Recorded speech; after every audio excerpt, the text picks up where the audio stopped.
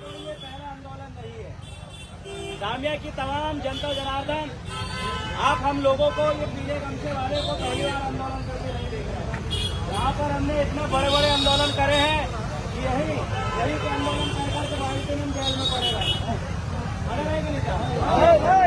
यही आंदोलन करके हमने धरना कई दिनों रखे। यही कई प्रदेश के बड़े बड़े मुखियाओं का पुतला दहन हमने यही किया कि नहीं किया। और ये जो विरोध प्रदर्शन करने का जो अधिकार है, ये जो विरोध प्रदर्शन करने का अधिकार है, भारतीय संविधान हमें देता है कि नहीं है? आप किसी चीज का विरोध प्रदर्शन कर सकते हो कि नहीं, मुझे बताओ। कर सकते हो कि नहीं? देश का संविधान कहता है कि आप विरोध प्रदर्शन करने का आपको अधिकार है, और विरोध प्रदर्शन आपको जंगल में नहीं करोगे, आपको करना पड़ेगा मुख्यालय में। करना पड़ेगा कि नहीं?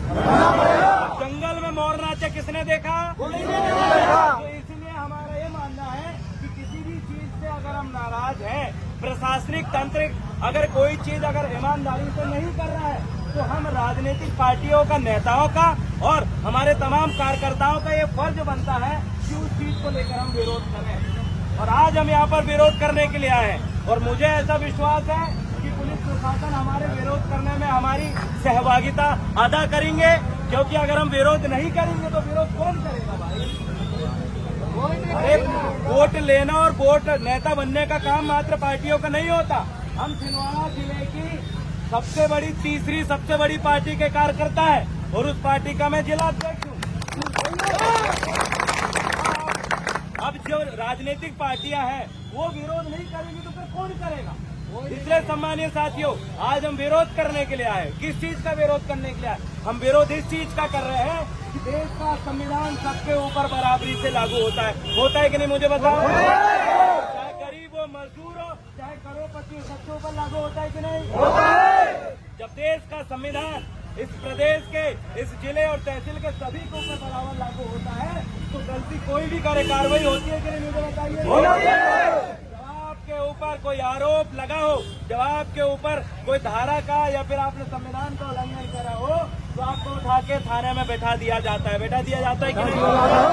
तो मेरा ये मानना है कि जब हम दारू बांटते हैं तो हमारे लोगों को 34(2) लगाकर जेल में भर दिया जाता है, और यही माताएं बहनें अपनी जेवर और जमीन गिरवी रख के उनको जो है छुटाने के लिए थाने में और कोर्ट कचहरी की चक्कर लगाती है कि नहीं?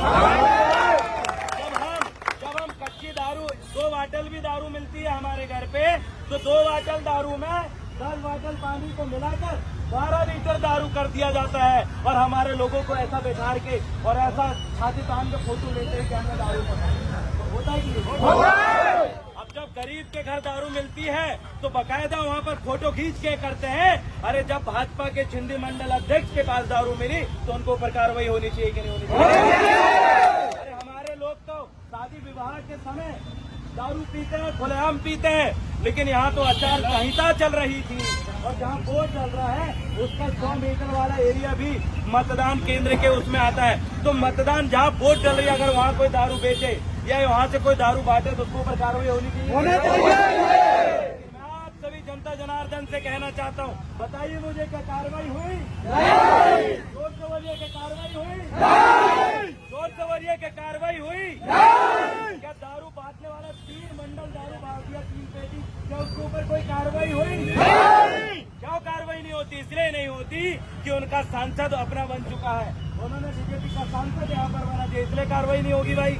या फिर इसलिए कार्रवाई नहीं होगी कि प्रदेश में उनका मुख्यमंत्री बैठा है। अगर ऐसा है तो माननीय मुख्यमंत्री जी और छिंदवाड़ा जिले के सांसद महोदय, आप एक जारी करा दीजिए निर्देश कि भाजपा से जुड़ा हुआ व्यक्ति खुलेआम दारू बांट सकता हो, उसके ऊपर कार्रवाई नहीं होगी। ये लोग चुपने का काम क्या होगा?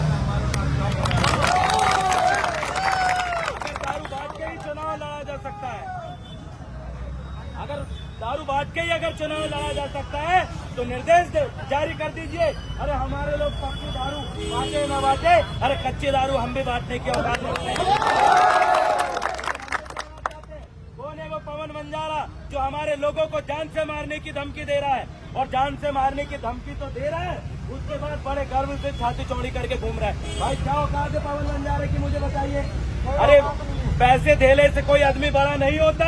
आदमी वह बड़ा होता है जिसके साथ उसके पूरा जन समुदाय खड़े हो। यहाँ पर हर व्यक्ति के साथ लोग, यहाँ खड़ा हुआ हर व्यक्ति के साथ 1000 लोग खड़े हैं और ये कोई बाहर से लोग नहीं है, ये यहीं के लोग हैं, यही तामिया जुन्नारदेव के लोग हैं, यही आपके अमरवाड़ा के लोग यहाँ पर है। मैं आपको कहना चाहता हूँ, आज एक छोटे से मामले में FIR दर्ज नहीं हो रही है।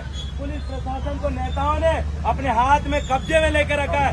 अरे कल की आपकी बहू बेटियों के ऊपर अत्याचार होगा तो मुझे बताइए कार्रवाई होगी क्या? मुझे बताइए, आपको कोई मारेगा तो कार्रवाई होगी क्या? आपके लोगों की खुलेआम जमीन छीने जाएगी तो कार्रवाई होगी क्या?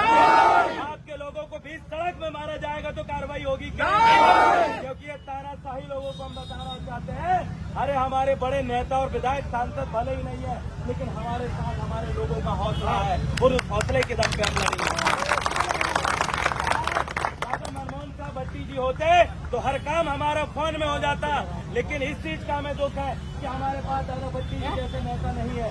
लेकिन मैं इतना जरूर कहूंगा कि यहाँ पर आए हुए हर एक कार्यकर्ता के अंदर दादा मनमोहन साहब भट्टी जी का जोश और जुनून है। अब वो किसी से डरने वाला नहीं है। मुझे बताइए, आप किसी से डरोगे क्या? विरोध प्रदर्शन करने के लिए आए हैं, इसलिए हम विरोध कर रहे हैं।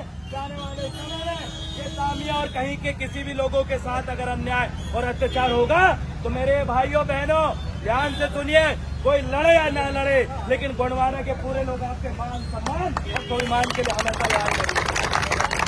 और हम कहना चाहते हैं दिल्ली के उस मंडल अध्यक्ष से कि भैया सुन लो, अकेले समाज का डराना मत।